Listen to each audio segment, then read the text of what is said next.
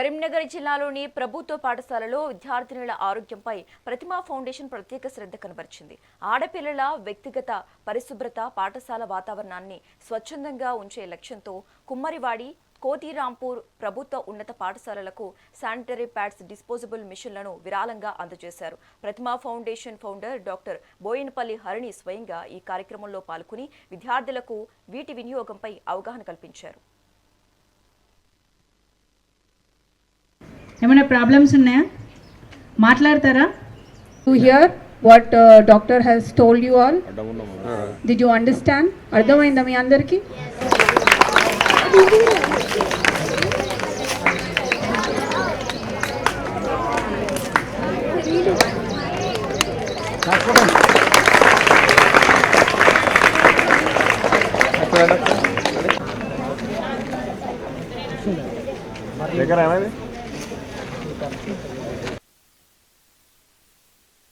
కుమ్మరివాడి government స్కూల్లో మేము ఈరోజు శానిటరీ డిస్పోజబుల్ మిషన్ని డొనేట్ చేయడం జరిగింది as a part of women health and sanitation programme.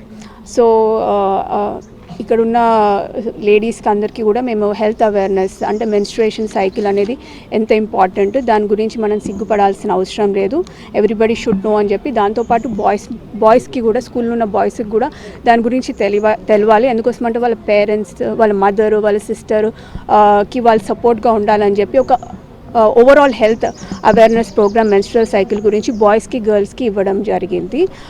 చాలా మంచి స్పందన కనిపించింది. పిల్లలు చాలా యాక్టివ్గా పార్టిసిపేట్ చేశారు and they are very happy. అదేవిధంగా శానిటరీ డిస్పోజబుల్ మిషన్ కూడా దాన్ని ఎలా వాడుకోవాలి, దానివల్ల వచ్చే పాజిటివ్ అవుట్పుట్స్ ఏంటి అని చెప్పడం జరిగింది. బికాజ్ శానిటరీ ప్యాడ్స్ అనేది అక్కడ ఇక్కడ పడేయకుండా దాంట్లో డిస్పోజబుల్ చేస్తే దాంట్లో వచ్చే యాషెస్ కూడా ఎటువంటి హానికరం కాదు.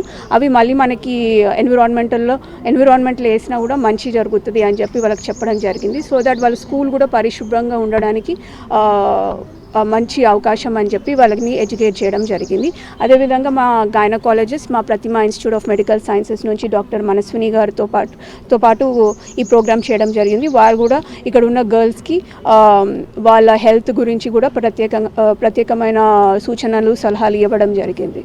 ఈరోజు మేము ఇంకొక స్కూల్లో కూడా చేయడం జరుగుతుంది. ఇది మొదటి స్కూల్, సెకండ్ స్కూల్ నెక్స్ట్ ఉంది. కుమ్మరివాడి